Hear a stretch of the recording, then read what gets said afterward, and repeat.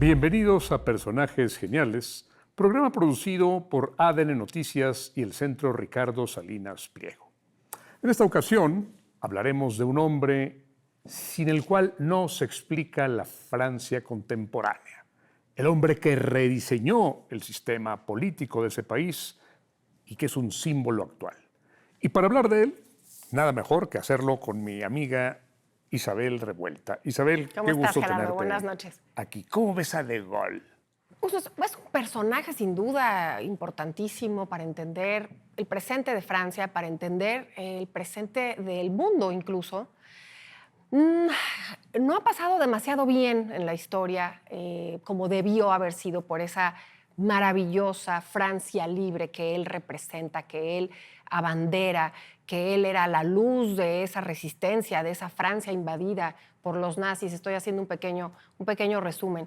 Desafortunadamente, a lo largo de la vida posterior a esa Francia libre y a esa resistencia y a esa oposición del gobierno de Vichy, un gobierno colaboracionista con los nazis, pues se nos desfigura un poco el personaje, o a mí por lo menos cuando estudié Relaciones Internacionales, porque esa cercanía o esa con el autoritarismo y eso que le impone a una colonia como, imagínate, pleno siglo XX, post Segunda Guerra Mundial, Argelia.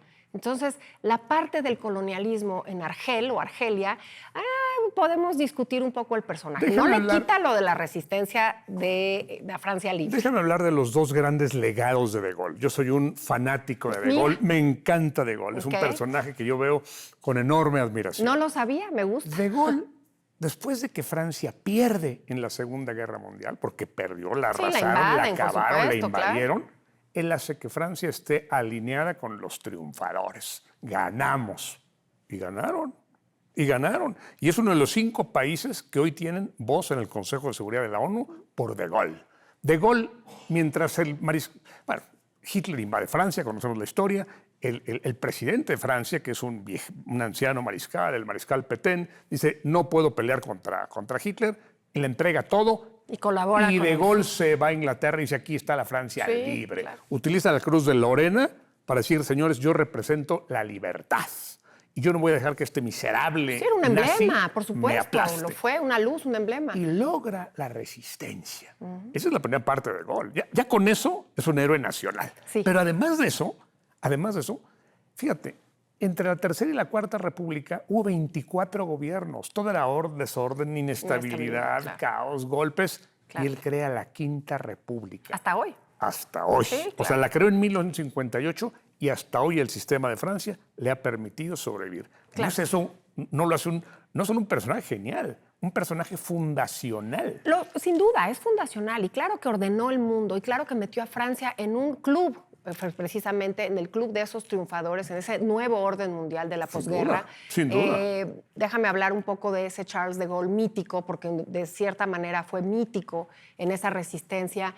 Miles y millones, me atrevo a decir millones de personas veían en él lo que al final resultó, la libertad de Francia, el término resistencia que ahora se le quiere meter con cuchara o con calzador a otros fenómenos históricos, no, proviene justamente de lo que hizo Charles de Gaulle desde fuera de Francia para recuperar. Pero fíjate, no le tenían en tanta, claro, el hecho de que Francia haya caído y haya perdido, a mí me llama la atención por qué no lo incluyen en lo del día D. ¿Por qué no forma parte de esas estrategias? Te lo contesto ahora mismo. ¿Por qué no?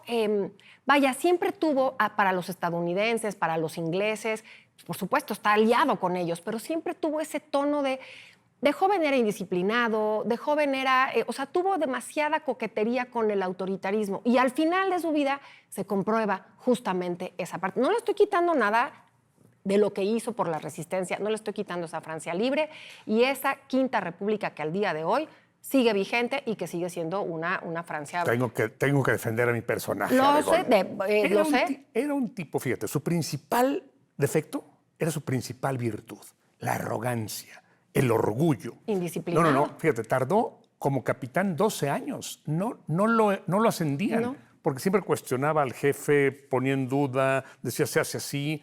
Cuando no va al día D es porque él no quiso entrar al día D porque no se hicieron las cosas como él quería. Por eso, porque no tenían o sea, él no se sentía parte y ni lo sentían parte de él. Y esa arrogancia permitió que Francia rompiera con Estados Unidos, con Inglaterra. La Francia es Francia. Él está obsesionado con una palabra, grandeur, la grandeza de Francia. Muy cercana al autoritarismo. Y él representa la grandeza de Francia. Hoy el aeropuerto de París se llama Charles de Gaulle. Charles de Gaulle, claro. Y Charles de Gaulle está en todas partes. Y Charles de Gaulle explica todo lo que es Francia. La quinta, bueno, después de que gana, empieza a tomar actos duros, porque él es el presidente provisional una vez que han ganado. Pero Inglaterra quiere seguir controlando, a Churchill y también Roosevelt. Dice, a ver, perdón, Francia es independiente de Estados Unidos. El hecho de que nos hayan ayudado a ganar no hace que yo sea subordinado de usted. Esa arrogancia es preciosa. Es una arrogancia que a través de las décadas y ya cuando el mundo avanza y cambia, él no se adhiere a esos cambios. Incluso vamos a darnos cuenta que la Europa unida, él la desprecia. Él no tiene ningún interés en hacer ninguna alianza posterior, cuando que además justamente Francia renace por esas alianzas. Pero no, él decide hacer un gobierno en un hombre muy fuerte, era un héroe de guerra, casi. Y sin embargo, la primavera del 68 pone la historia en su lugar. Esos jóvenes, ese mundo al cual él no se adhiere muy bien, porque además era una profunda incongruencia que había sufrido Francia, una invasión, y no quería Charles de Gaulle, por esa arrogancia, por esa grandeza, darle la independencia a Argelia. Y el mundo sufre muchos problemas, es una geopolítica conflictiva. Se la dio. Pero después de mucho tiempo, y no sin un derramamiento de sangre y con un discurso doble. Yo estoy aquí citando a mis profesores de Relaciones Internacionales cuando hicimos el análisis. No le quito absolutamente nada al Charles de Gaulle de la Francia libre, pero ese Charles de Gaulle, de esa grandeza, de esa Francia única, está muy cerca del autoritarismo y no me encanta el personaje hacia Argelia. Fue 2 veces presidente de Francia. Uno provisional, después de la Segunda Guerra Mundial, y cuando llega se da cuenta que Francia está muy lastimada. Claro, y para que no destruida. caiga en manos de Rusia y del Partido Comunista, empieza a hacer concesiones, da subsidios, da apoyos, pero también profesionaliza. Creó la Escuela Nacional de Administración Pública, que durante años formó, bueno, sigue formando con otro nombre, ya Macron la cambió, pero sigue formando a los grandes cuadros de administración de Francia. Son profesionales que deciden esto. Tomó medidas inmediatas para que Francia sobreviviera. Y lo hizo muy bien en su primera gestión como presidente provisional. Claro. Cuando se da cuenta de que todos los partidos quieren sacar raja, él dice, a ver, yo no estoy hecho para esto. Usted lo único que quiere es una diputación, usted quiere una concesión, usted quiere... o queremos una Francia grande o yo no le entro. Y renuncia. Él renuncia voluntariamente a su primera gestión. La gente dice, ¿pero cómo renuncia? Y se va a su casa. Y dice, yo no quiero más. Cuando empiezan los problemas en Argelia, que hay revueltas y hay lo mandan llamar. Y le dicen, general, por favor, venga usted a salvarnos. Y muy medida su postura. Lo tenía medidísimo para ello. Con condiciones. Pues ahí está. Entonces también fue, digamos, era un gran estratega, un hombre fuerte de ese siglo XX, que además necesarísimo para acabar con un mal como lo era el nazismo. Sin duda. Un hombre, un estratega, un estadista, pero también al final, no sé, a mí me gustaría sentir esa grandísima admiración. No le quito absolutamente nada con el tema de la guerra y vuelvo una y otra vez a ese tema. Charles de Gaulle de la guerra, te digo, ha inspirado, ha hecho que el tema de la resistencia sea una figura en la historia. Ha habido cantidad de películas hablando de esos franceses.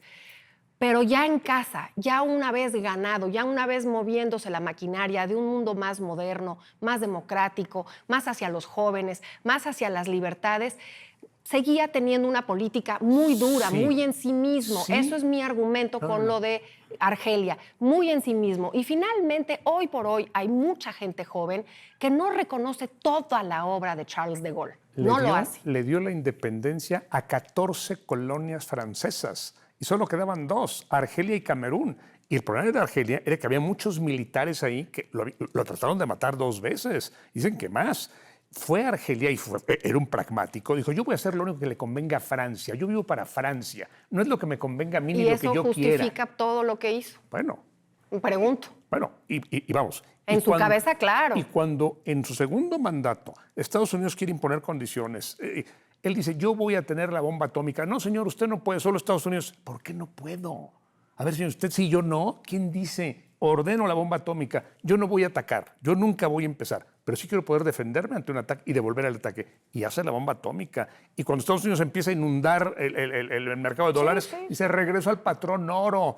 Y todos los presidentes de Estados Unidos lo veían como una piedra en el zapato. Por supuesto, y también incluso la Unión Europea, cuando él a Gran Bretaña la tiene absolutamente a raya. No voy a hacer absolutamente ninguna concesión con Gran Bretaña, no me adhiero a ese nuevo orden, a ese nuevo mundo.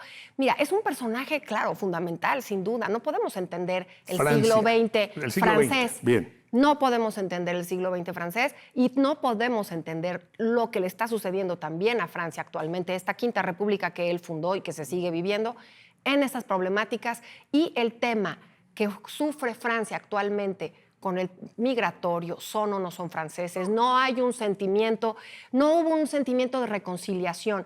Y además decir palabra colonia, ya tan avanzado el siglo XX, es otra de las cuentas pendientes. Y hoy forma parte de ese escenario tan complicado que tiene Francia, que no está viviendo uno de sus mejores momentos, quizá un poco por ese tratamiento en los momentos de... ¿Sabes otro caso que se da también? Churchill. Cuando Churchill en la Segunda Guerra Mundial no toma bien el asunto de Irlanda. Si hubiera dejado que se independizaran esas 3 colonias, que por supuesto los británicos nunca iban a dejar de Irlanda del Norte y que se convierte en parte de Gran Bretaña, sembró la semilla del descontento que después, en los 60s, dio tanto problema con la guerra entre, una especie de guerra civil. Tuvo De Gaulle primero fricciones con Churchill. Le pasó lo mismo a De Gaulle. Él se pelea, fíjate, el único que lo apoyó, a pesar de su arrogancia, fue Pétain. Pétain lo apoyó ya había tenido y problemas, lo ascendió. Pero había tenido problemas de joven con él. Pero entonces, claro, no. De indisciplina. La indisciplina viene, después de que él lo apoya, él quiere publicar un libro diciendo... Lo acusa de plagio. Francia y su ejército, no. Lo que dice De Gaulle es que si no se arma Francia, Inglaterra va a acabar con ella. Y todos los generales dicen, a ver, señores, primero tenemos la línea Maginot. O sea, es indestructible. No hay forma de que los tanques alemanes pasen. Segundo, Alemania nunca nos va a atacar. Dice De Gaulle, Alemania nos va a atacar con sus tanques y esta línea no sirve para nada. No, señor, usted no sabe. Y le prohíben publicar el libro. Y eso molesta mucho a De Gaulle. O sea, porque Oye, similitud con Churchill, ¿no? No, eso fue después. Pero entonces, cuando los alemanes invaden... y entran con sus Panzers y acaban con la línea Maginot, llaman a De Gaulle, por favor, ayúdanos, es demasiado tarde. Esos hombres fuertes que concentran tanto el poder y efectivamente era necesarísimo. Pero tenía razón De Gaulle. Tenía razón. Y cuando se va a Inglaterra y le pide apoyo a Churchill, Churchill se lo da porque le conviene, pero empieza a decir De Gaulle, sí, nada más que yo soy Francia, y él, decían sus colegas, es como un príncipe en el exilio. Habla como si fuera rico, poderoso, como si él quisiera... Él no puede hacer nada, él tiene que estar bajo mis órdenes, decía Churchill. Dice, pues no estoy bajo sus órdenes. Esto molestaba mucho a Churchill. Y Churchill, hay un momento, el momento casi de quiebre, pero él tuvo que morderse la lengua, cuando Churchill destruye en Orán la fuerza francesa, la armada, y mata a 1.200 marinos franceses. De Gaulle se muerde la lengua porque se da cuenta que la armada podía caer en manos de los nazis. Eran tiempos tremendos, evidentemente. Claro. Y además, lo que estaba yo haciendo la comparación era cuando el mismo Churchill criticaba esa postura tibia que tenía Chamberlain ante los nazis. Lo mismo le pasa a De Gaulle. Ambos, tanto Churchill como De Gaulle, son esos hombres fuertes, déjame acabar eran esos hombres fuertes que necesitaban para terminar con la Segunda Guerra Mundial. Lo hicieron, ahí están sus logros y está muy bien. Lo mismo que Churchill, lo mismo a De Gaulle, ya cuando van caminando en esa política posterior, en esas décadas posteriores, se les puede analizar desde otro punto de vista, no nada más en ese pedestal de la historia, porque no lo tienen al seguir caminando. Y eso es hacer un personaje más completo y hacer un personaje, entender esos tiempos. Hoy el conflicto que tiene Argelia con lo francés y lo francés con Argelia es un tema que se lo debemos a Charles de Gaulle. Pero se nos está acabando el tiempo, Gerardo. Se nos acabó el tiempo. Se nos acabó. Solo quiero decirte algo. Crear un sistema donde un presidente y un primer ministro puedan ser de un partido distinto cada uno, como ya ocurrió, es una genialidad. Pero es una tormenta perfecta también. No, pero en otro momento ya se habría acabado Francia. Podríamos seguir hablando de esto horas Podemos seguir hablando horas y horas. Así que gracias por habernos acompañado en Personajes Geniales. Nos vemos la siguiente ocasión.